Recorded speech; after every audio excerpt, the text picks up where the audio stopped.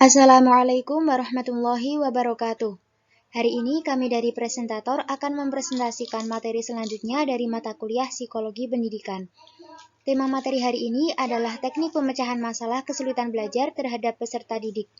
Kelompok kami diantaranya beranggotakan Riza Aliata Rahma, Cahyanti Nur Khalifah, Yunara Meisyahani, Cindy Dwi Ulandari, dan Sylvia Putri Ainur Rifah.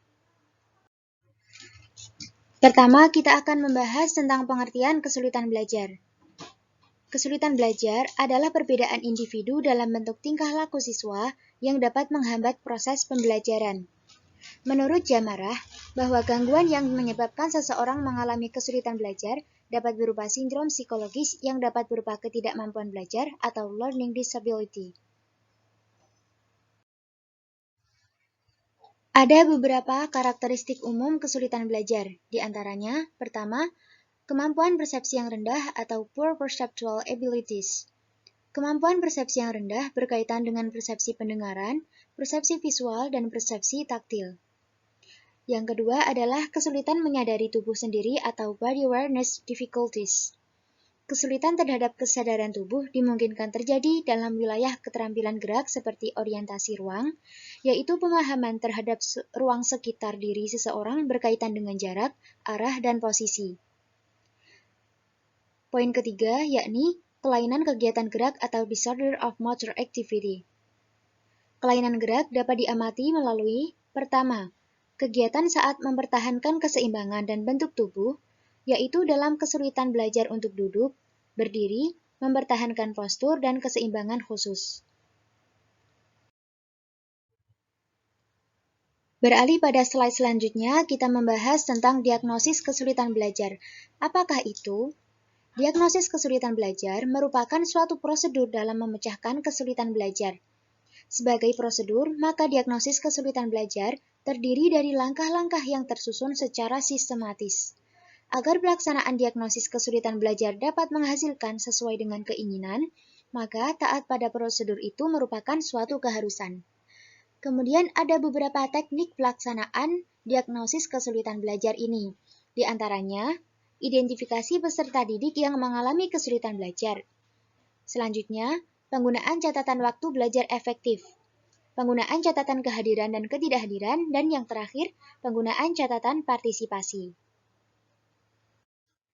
Dari beberapa masalah yang telah dipaparkan sebelumnya, ada beberapa alternatif yang dapat dijadikan sebagai pemecahan masalah. Yang pertama yakni observasi kelas. Misalnya, memeriksa keadaan secara fisik bagaimana kondisi kelas dalam kegiatan belajar.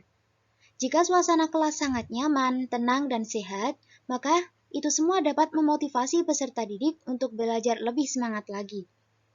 Poin kedua yakni pemeriksaan alat indera. Diupayakan minimal dalam sebulan sekali, pihak sekolah melakukan tes atau pemeriksaan kesehatan di puskesmas maupun dokter, karena tingkat kesehatan yang baik dapat menunjang pelajaran yang baik pula. Poin ketiga yakni teknik main peran. Di sini, seorang guru bisa berkunjung ke rumah peserta didik. Di sana, seorang guru dapat leluasa melihat, memperhatikan peserta didik berikut semua yang ada di sekitarnya.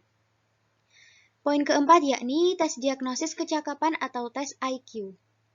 Dengan latihan psikotes, dapat diambil beberapa nilai kepribadian peserta didik secara praktis dari segi dasar, logika, dan privasi. Dan yang terakhir adalah menyusun program perbaikan. Penyusunan program hendaklah dimulai dari segi pengajar dulu. Seorang pengajar harus menjadi seorang yang konservator, transmitor, transformator, dan organisator. Selanjutnya, lengkapilah beberapa alat peraga atau alat yang lainnya yang menunjang pengajaran supaya menjadi lebih baik. Ada beberapa strategi pemecahan masalah, yakni yang pertama, memahami dan mendiagnosis masalah, dan yang kedua, menciptakan solusi dan mengevaluasi solusi. Demikian yang dapat kami sampaikan hari ini, kurang lebihnya mohon maaf. Terima kasih atas perhatiannya. Wassalamualaikum warahmatullahi wabarakatuh.